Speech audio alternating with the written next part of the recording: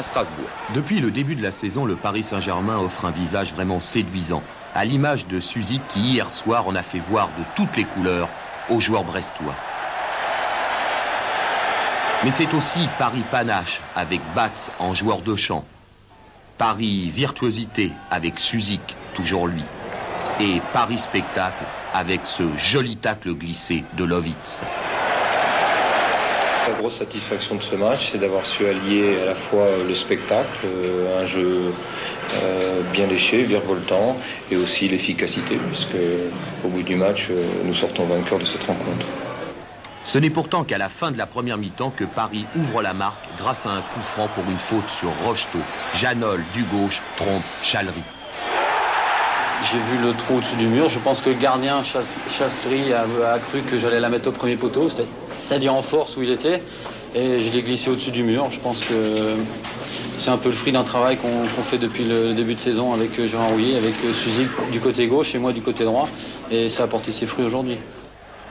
Ensuite, en seconde période, les Parisiens assurent leur succès en obtenant un deuxième but sur une combinaison Suzy-Rocheteau, gauche-droite. Chalery est battu. 2-0 pour le Paris Saint-Germain. Percutant en attaque, les Parisiens ont également gagné en efficacité en défense avec l'arrivée de Joël Batz, qui écarte ici le danger sur ce bon tir de Petrovic. Autre exemple, sur ce centre de Bucher pour Henry, Batz du pied sauve son équipe. Un match difficile parce que Brest venait de perdre au Havre et ils étaient venus ici pour essayer de limiter les dégâts et de ramener au moins un point. Et maintenant, Paris Saint-Germain gagne ses matchs, on l'a attendu un petit peu partout. Alors tous nos matchs sont de plus en plus difficiles.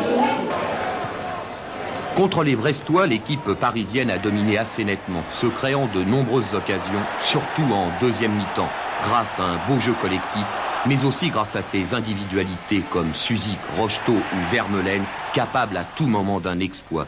L'addition aurait pu être plus lourde avec un peu de réussite ou un peu moins de précipitation. Vous savez, une équipe qui attaque a toujours un petit peu de déchets et peut-être que quelquefois nous sommes victimes de cette générosité offensive qui est la nôtre.